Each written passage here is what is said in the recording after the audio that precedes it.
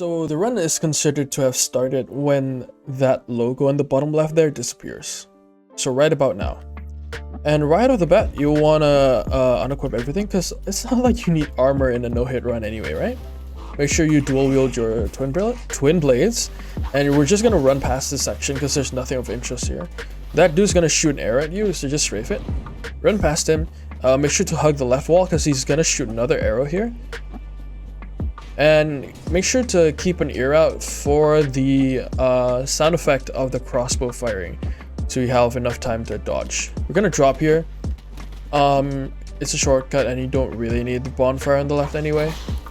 Strafe this arrow and just sprint all the way to Gundyr. Now this fight is probably the easiest one out of the entire run, just because of how scripted it is. And I'm gonna show you what I mean in a sec. So before he wakes up, you want to hit him 4 times and 1 more time immediately afterwards. So here. 1, 2, 3, 4. Lock on and hit him 1 more time. Now he's 4 hits away from staggering.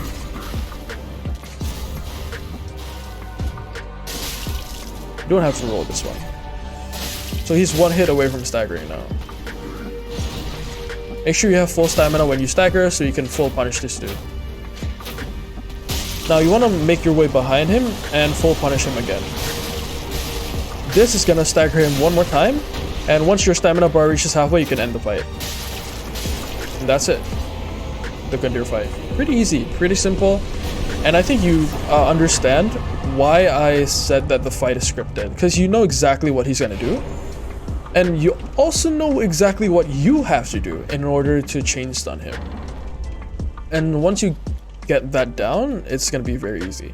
One point that you have to keep in mind though is that on every attack, make sure both of your blades hit, because it's very easy to only get one of your blades to hit, and if that happens, you're not gonna deal enough damage to chain stun him, and in that case you're gonna have to fight him in his second phase, which is not hard, but it's just less consistent. So here you want to sell all your items except free weapons, of course.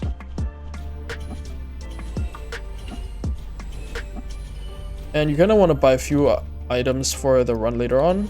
2 fire bombs, 1 homeward bone, and 1 dagger. That should leave you with just enough souls to level up your dexterity level 19. Yep. And once you jam your big sword here, you'll be able to teleport to the high wall of Lothric. Oh, one thing about the Gundyr fight though that I forgot to mention is that you should watch out for his arm attacks, because they're very quick and they're less telegraphed than his other attacks, so they might catch you off guard. So yeah, just keep an eye focused on his left arm. Now this next running section isn't really hard, nor is it long, but the NPCs can be a bit unpredictable, so yeah, you're gonna need a bit of practice here. Take this drop. It's another shortcut. You can take this bonfire if you want, but it's unnecessary. And during these running sections, make sure that your stamina bar never fully depletes. It's generally good practice. You want to weave out, in, through the tail, and drop here. Take the resin and just keep rolling, because the enemy below you can sometimes just decide to attack you on a whim. And just run on through. Make sure you don't get stuck here. Rest here and regenerate stamina, and then just keep running. And spam roll here so you don't get hit. As you exit the door, make sure to spam roll as well. Nice. So now we're gonna wait for the knight in front of us to reach the bottom of the staircase. In the meantime, make sure nobody's chasing you, because sometimes they might. You're gonna have to run to his shield side now and just roll. Veteran speedrunners would tell you that you don't have to roll most of his attacks and you can just strafe it. But personally, for safety reasons, I just like to roll everything. You can take another 3 fire bombs.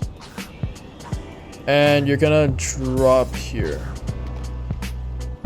Now there's gonna be an archer shooting at you right about now, so just dodge the arrow and roll 3 times into this corner. Now what's happening here is that this guy, he hears you but he doesn't see you, So he's gonna get aggroed up, but you're gonna be able to just sneak past him. Just like this. And once you reach the end of this doorway, you'll be able to run again. But just be careful of this guy. Take the broadsword, exit again. Careful because that guy might still chase you. Run towards the shield side and you should be okay. Dodge this arrow right here. And then just go on over here. Take the black fire bombs and make sure this dude isn't below you when you jump. Because that's not going to be a good time.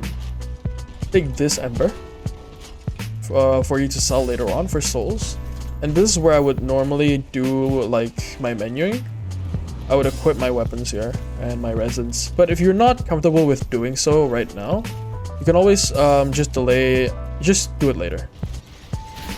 Because we're gonna approach a safe room soon anyway. Which is right over here. Yeah. Once you enter this room, you can take your time. Here we're gonna kill Emma. Usually people do this to access the dancer fight earlier, but we're not gonna do this in this run because we're just very under-equipped. Okay, just take everything. And now we just have to make our way across there and fight Vort. Now that knight from earlier should still be here, so remember to dodge him again. Same method. Just roll. And there are gonna be two guards here. They usually don't do anything, but they might attack you. In which case, just dodge, because they can be run killers. I've had a lot of my runs killed by those guards. And now for the Vort fight, make sure you just stay under him and behind him, and make sure just run. Like, he looks scary, but you shouldn't let yourself be intimidated. Make sure you always have stamina to roll, and always roll if you're not sure if you're gonna get hit or not.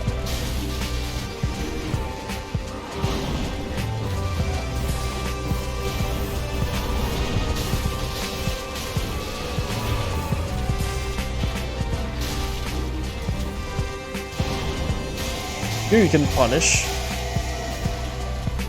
He's gonna do a triple like thrust. On the last one you can roll back. This allows you to get to his ass faster, and you can punish this guy. And that's the Vort fight. Be careful of the frostbite effect that he leaves on the ground sometimes, because you can still get hit by that.